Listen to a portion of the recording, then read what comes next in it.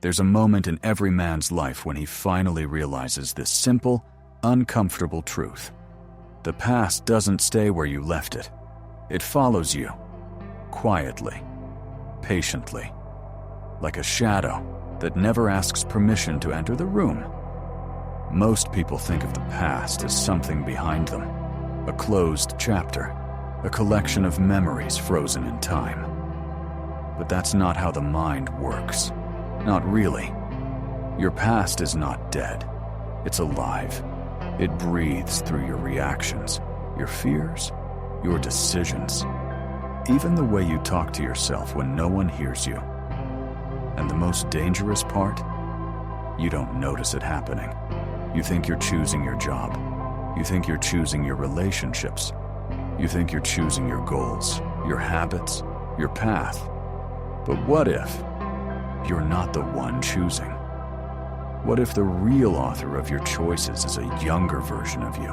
Hurt, confused, overlooked, still sitting in the dark, still trying to protect you in the only way he knows. What if the fear that stops you today isn't coming from today at all? What if the anger you carry didn't start with the situation you're in right now? What if the patterns you repeat aren't patterns, but echoes? The truth is simple, but heavy. Most men live guided by memories they've never questioned, wounds they've never examined, and stories they've never rewritten. You don't see your past, but it sees you. It stands right behind your shoulder every time you hesitate. Every time you say, "I can't." Every time you sabotage your own potential. The past isn't past anymore. It's here, right now, in every corner of your life. And until you face it, you'll keep mistaking its voice for your own. You're on Human OS. Let's go deeper. Most people think memory is a picture, a snapshot of something that once happened. They imagine it as a file stored somewhere in the back of the mind, untouched, unchanged. But memory is not a photograph. It's a script. And every time you recall it, your brain rewrites it just a little, adds emotion, subtracts clarity, strengthens the parts that hurt, blurs the parts that could have healed you. Your mind doesn't store the past, it recreates it. And that's where the real problem begins, because the brain loves patterns. If something hurt you once, it marks it as important. If something scared you, it marks it as dangerous. If something broke you, it marks it as unforgettable. Your brain is not asking whether those reactions still make sense today. It just presses repeat. You meet someone new, but your mind compares them to someone old. You see a chance, but your mind remembers a failure. You feel a spark, but your mind pulls up an old scar. And suddenly, you're not reacting to the moment in front of you. You're reacting to a moment that happened 20 years ago. This is why you repeat the same decisions, the same mistakes, the same relationships, the same arguments, the same cycles. It's not because you're weak. It's because your brain is loyal to what it already knows, to the patterns you formed in childhood, to the roles you played when you were too young to choose them, to the stories you internalized long before you had the words to explain them. Unfinished emotional cycles don't disappear. They wait. A conversation you never had. A truth you never said. A boundary you never set. A wound you never allowed yourself to feel. These moments leave a mark, a quiet instruction, buried deep inside. Protect yourself.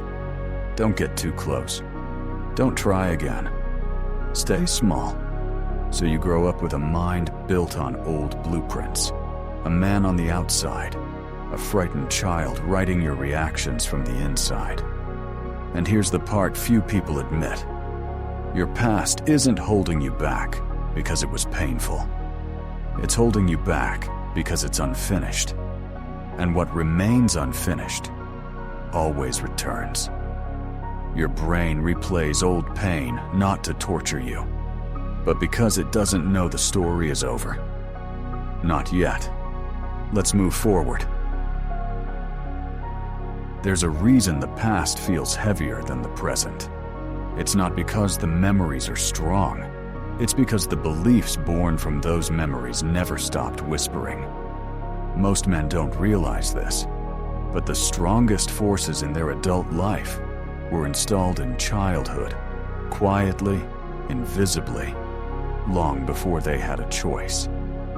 No one remembers the exact moment they learned to doubt themselves. No one remembers when they first believed they weren't enough. No one remembers the first time they chose silence over honesty or fear over courage. But those moments happened, and they shaped you. Your childhood wasn't just a phase. It was the blueprint. A blueprint filled with the voices of people who were louder, older, and far more confident than you were at the time. Parents, teachers, relatives, first partners. The people who should have taught you how to stand tall, but sometimes taught you to bend, shrink, or hide. And even if you grew up, their voices didn't. You carry them. Inside your choices, inside your hesitation, inside the excuses you whisper to yourself when no one is listening. Don't aim too high. Don't be difficult. Don't ask for too much. Don't trust people. Don't show weakness. Be grateful for what you get. Some of these voices were meant to protect you. Some weren't. But all of them became internal laws. Rules you still follow without noticing. Old beliefs are like shadows. You don't see them, but they shape the outline of your entire life. And here's the cruel part. Most of those beliefs were formed when you were too young to challenge them. So now, as an adult, you fight battles with weapons someone else placed in your hands. You think you're choosing humility, but it's the fear of disappointing someone who isn't even in your life anymore. You think you're choosing caution, but it's the echo of criticism that shaped your childhood. You think you're choosing independence, but it's just an inability to trust because someone once broke that trust before you even understood the meaning of the word. And the influence doesn't stop with family. We carry the shadows of exes who made us feel unworthy. Teachers who told us we weren't smart enough. Friends who betrayed us. People who walked away without explanation. The mind remembers the wound longer than the person who caused it. So now you enter relationships prepared for disappointment. You step into opportunities expecting failure. You meet new people assuming they'll eventually leave. You hold back your truth because someone once punished you for it. These beliefs don't scream, they whisper, quiet enough for you to mistake them for your own thoughts. But the most dangerous belief is the one you don't recognize as foreign. Because once you believe a lie about yourself, your entire life reorganizes itself around it. You avoid places where the lie might be exposed. You chase goals that validate it. You maintain habits that keep it alive. You surround yourself with people who reinforce it, not because you want to, but because the mind finds comfort in what feels familiar, even if it's the very thing that limits you. And deep down, every man carries a few recurring fears. The fear of not being enough, the fear of being abandoned, the fear of being unlovable, the fear of failing publicly, the fear of disappointing someone who no longer matters. These fears are not born from the present moment. They are inherited, passed down by memory, carried by instinct, maintained by silence. So here's the hard truth. You are not just influenced by your past. You are guided by it until you decide to challenge it. And most men never challenge it. Not because they don't want to, but because they don't even realize it's happening. The past doesn't need to scream to control you. Sometimes, it only needs to whisper. Let's go deeper. Some people think their life is a mess because they got unlucky. But the truth is far more uncomfortable. Most of the pain you live through today is a rerun of the pain you never resolved yesterday. Humans don't repeat mistakes. They repeat patterns. Patterns built from old wounds, old fears, and old survival strategies that once kept you safe, but now keep you stuck. You don't choose these patterns consciously. They operate in the background, quietly directing your decisions like invisible hands. That's the trauma loop, a cycle where your past experiences shape your present choices, and your present choices recreate the past all over again. The loop starts with a wound. Maybe someone made you feel unworthy. Maybe someone left when you needed them most. Maybe someone loved you conditionally, only when you performed, obeyed, or stayed small. Your mind recorded that experience like a rule. Love is earned. People eventually leave. I'm safer when I stay quiet. I can't rely on anyone. And once that rule is installed, your brain starts scanning the world for situations that confirm it. Not because you enjoy suffering, but because suffering that feels familiar, feels safer than happiness that feels unpredictable. The brain chooses familiar over healthy. Here's the part most people don't want to admit. If you grew up around chaos, chaos will feel like home. If you grew up around criticism, love will feel suspicious. If you grew up around distance, closeness will feel threatening. If you grew up around instability, stability will feel boring.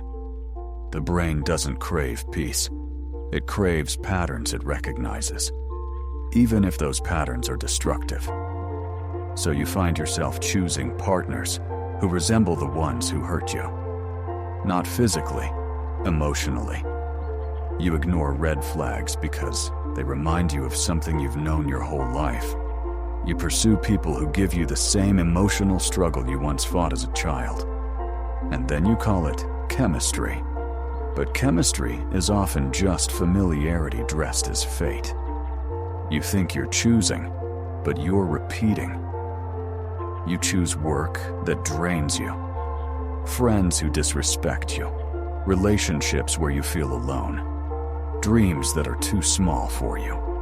You think this is your type, your taste, your preference, but it's not. It's the trauma loop pulling the strings. The same feelings, the same roles, the same endings. Different people, same pain. Why you stay in the loop? Because it's predictable. Predictability feels like control. Control feels like safety. Your mind would rather relive familiar pain than risk unfamiliar happiness. Because happiness is unpredictable, unfamiliar, uncertain.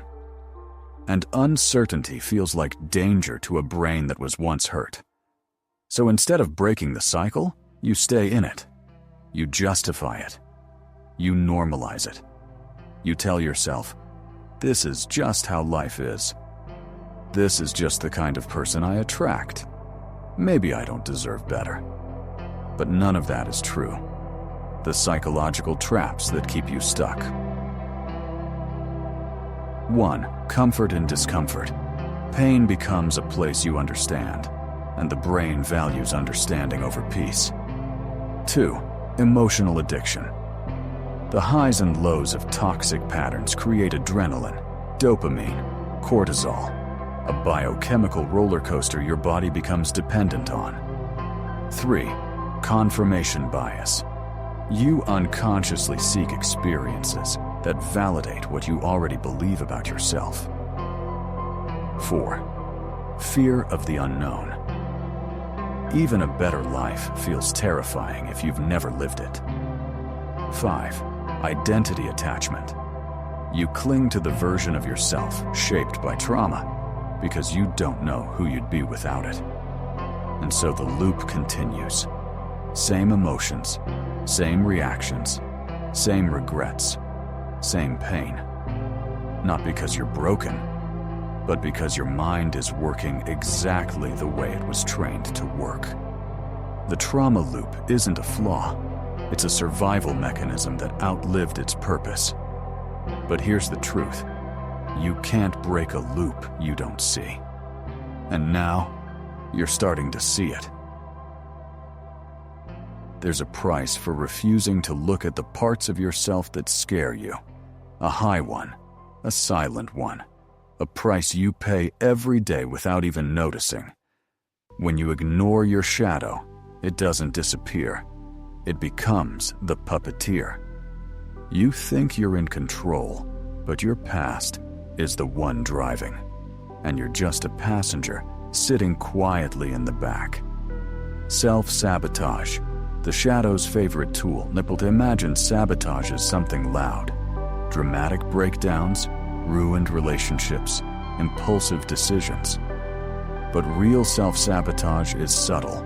It shows up in hesitation, in procrastination, in the moment you pull back right before something good happens, in the quiet whisper that tells you, don't try, don't risk it, don't hope. The shadow kills your life not through destruction, but through delay. Opportunities you never see. When you live inside old fears, the world shrinks. You don't ask for the promotion. You assume you're not ready. You don't speak up. You assume you'll sound stupid. You don't try. You assume you'll fail. And the worst part? You call it realism. You mistake fear for logic. You mistake trauma for intuition. You mistake avoidance for wisdom, while your life quietly drains of possibilities. The false self, becoming a person you don't even like. Every time you refuse to confront your shadow, you create a mask, a stronger mask, a heavier mask. You become the version of yourself that others demanded, not the version you were meant to be. You shape your personality around survival, not authenticity. And one day, you look in the mirror and don't recognize the person staring back. You realize you've been performing your entire life. A role written by past pain. Emotional burnout, the slow death of your inner world. You can't outrun your shadow forever. The more you suppress, the more it festers. The more you avoid, the more it grows teeth. You carry emotions that were never processed. Anger that stiffens your body. Fear that tightens your chest. Sadness that drains your energy. Guilt that buries your confidence. You start feeling exhausted for no reason. Detached. Numb. Not because life is too heavy, but because you've been carrying wounds you refuse to acknowledge. Life on autopilot, the final stage of blindness. When your shadow runs the show long enough, you stop living intentionally. You move through your days like a ghost. Same routines, same thoughts, same failures, same memories replaying with different faces. Nothing changes because you don't change. You're not choosing your life. You're repeating it. You're not growing. You're surviving. And survival is not the same as living. Ignoring your shadow doesn't protect you. It imprisons you. The cost of staying blind is simple. You lose your potential. You lose your clarity. You lose years. You lose yourself. And the past you refuse to face becomes the future you quietly walk into. There's a moment in every person's life when the illusion cracks. A single second where you see yourself with no filters, no excuses, no comforting lies. That moment is terrifying.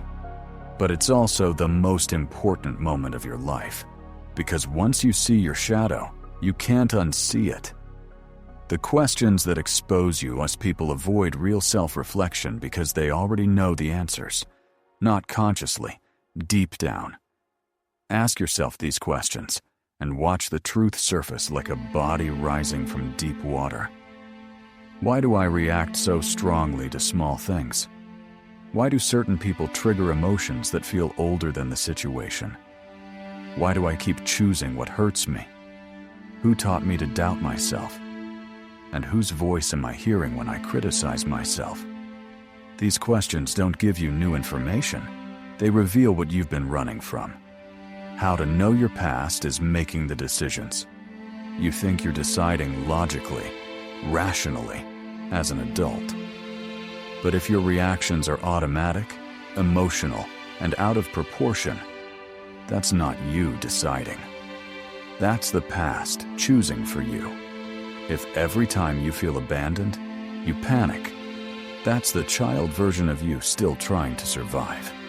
If every time someone criticizes you, you shut down, that's an old wound reopening. If you can't trust, can't relax, can't open up, can't take risks, that's not personality.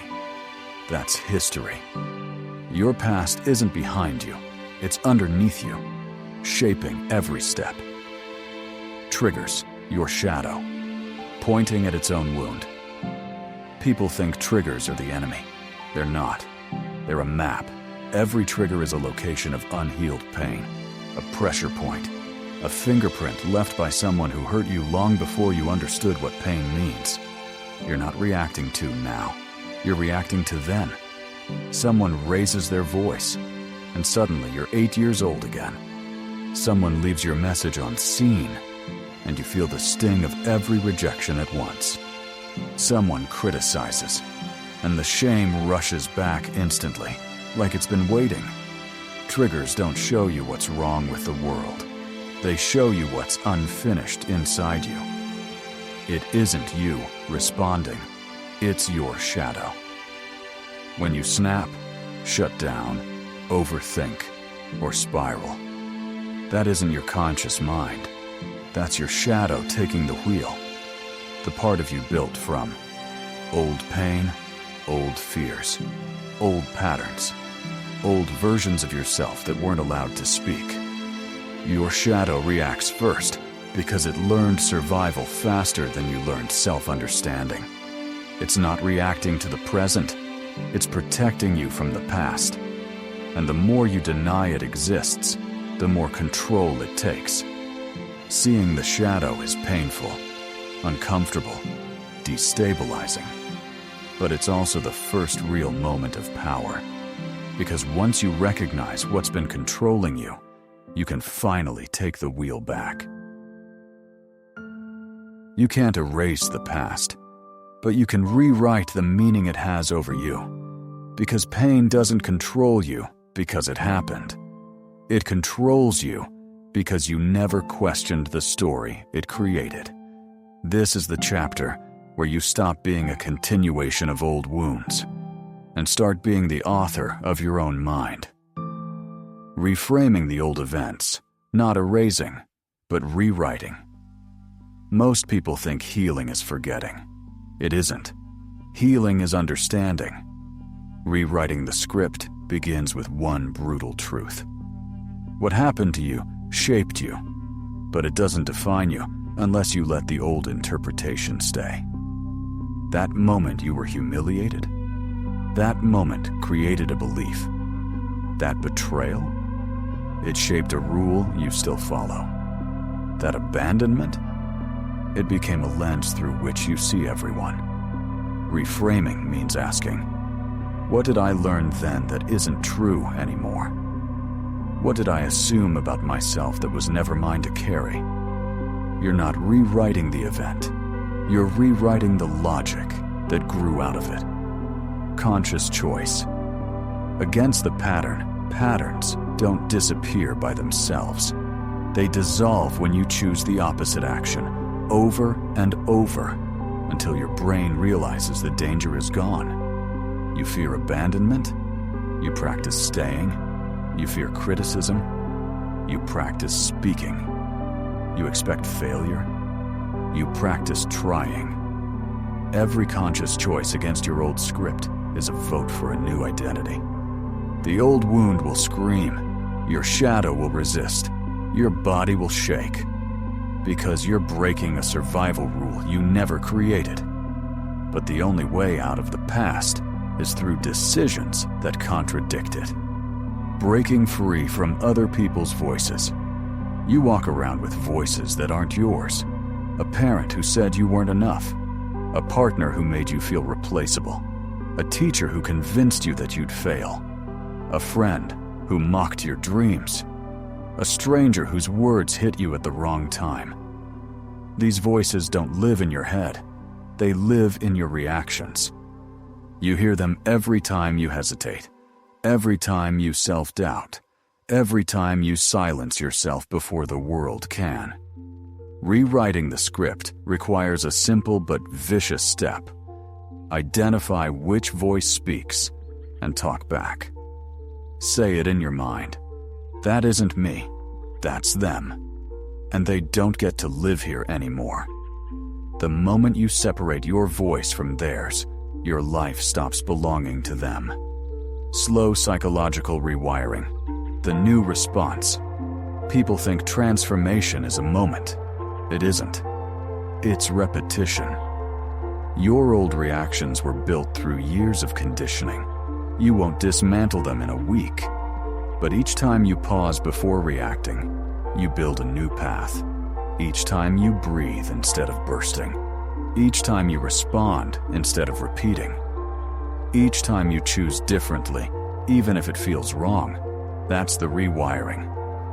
Neurons fire differently. Beliefs crack open. The shadow loosens its grip. Change feels uncomfortable because it's unfamiliar, not because it's wrong. You're not becoming someone new.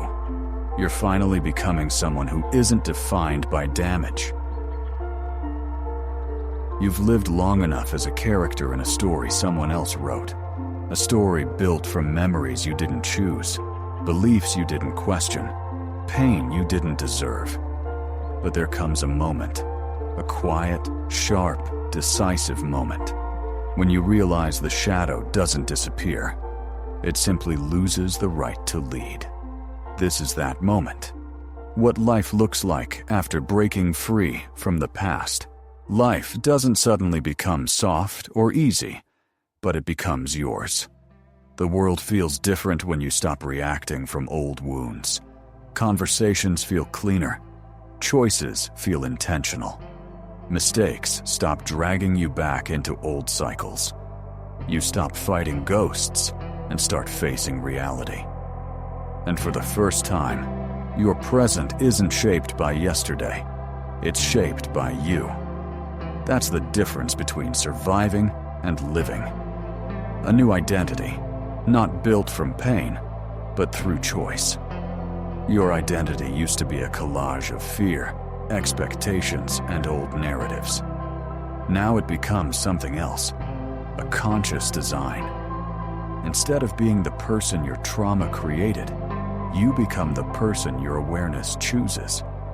You develop beliefs that fit who you want to be, not who you had to be to survive. You start making decisions aligned with a future that matters, not a past that hurts. Every new reaction, every new habit, every new perspective is a chapter you write deliberately. You stop being the echo of old voices and become a voice of your own. Radical responsibility, the price of freedom. Freedom from the past isn't free. It demands something brutal, responsibility. Because once you stop blaming the past, you can no longer hide behind it. Your choices are yours. Your failures are yours. Your future is yours. Responsibility is heavy, but it's the weight that builds a backbone. It's the moment you say, "My past shaped me, but I decide who I become." That sentence separates people who remain trapped from people who walk out of their own history. The final thought: the shadow follows you, but it no longer leads. Your shadow never vanishes. It walks behind you, quietly, waiting, watching. But now it's only a reminder, not a master. A reminder of who you were. A reminder of how far you've come. A reminder of the weight you carried and the strength it forged. You don't run from the shadow. You don't deny it. You simply outgrow it. That is what it means to become the author of your life. You write the story, and the shadow becomes just another character, not the narrator. A call to action. The choice. Only you can make this video can open the door, but you have to walk through it. Look at your patterns. Look at your reactions. Look at the moments where your past still speaks. Then make one decision. One conscious, fully aware, brutally honest decision that contradicts your old script. That's where your new life begins. Not tomorrow. Not when you're ready. But the moment you decide, I'm done living inside my shadow. Because the truth is simple. Your past wrote the first draft, but the final version is in your hands.